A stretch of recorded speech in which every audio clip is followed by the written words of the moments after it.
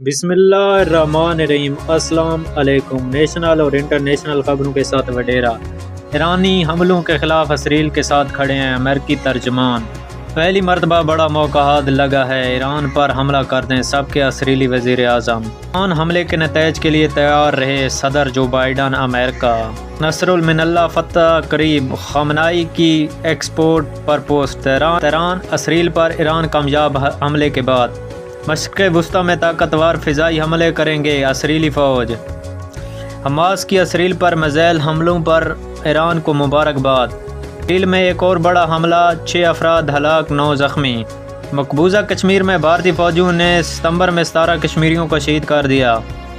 ایران نے اسرائیل پر سینکڑوں ballistic missile fire کر دیے۔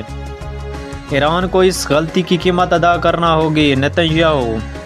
اسماعیل ہانیہ کا بدلہ نہ لینے پر غزہ جنگ بندی کی امریکہ وعدہ جھوٹا نکلا۔ ایران وزیر اعظم ملیشیا انوار ابراہیم آج 3 روزہ دورے پاکستان آئیں گے۔ اسرائیل پر حملہ کر کے اسماعیل ہانیہ اور حسن نصر اللہ کی شہادت کا بدلہ لے لیا ایرانی پاسداران انقلاب۔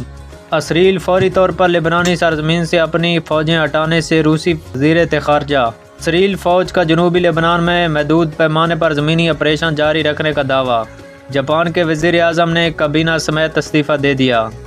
ہمارے ساتھ تنازع میں نہ پڑو، ایرانی صدر کا اسرائیل کو پیغام۔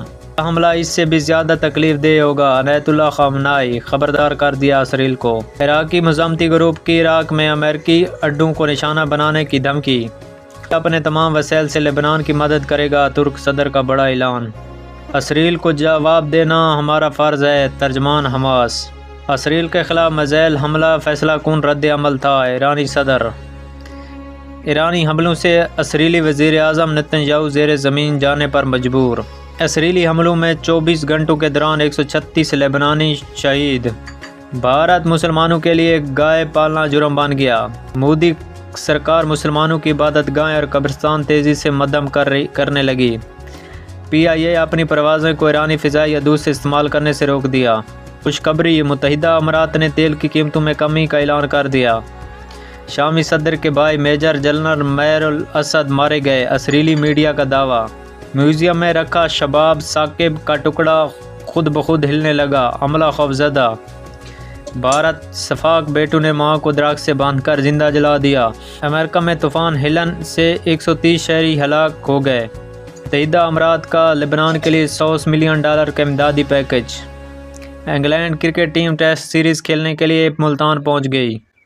یہ تھی نیشنل اور انٹرنیشنل خبریں جو ہم نے آپ تک پہنچائیں۔ ہمارے چینل کو لائک، سبسکرائب کر دیں تاکہ ہم جڑے رہیں۔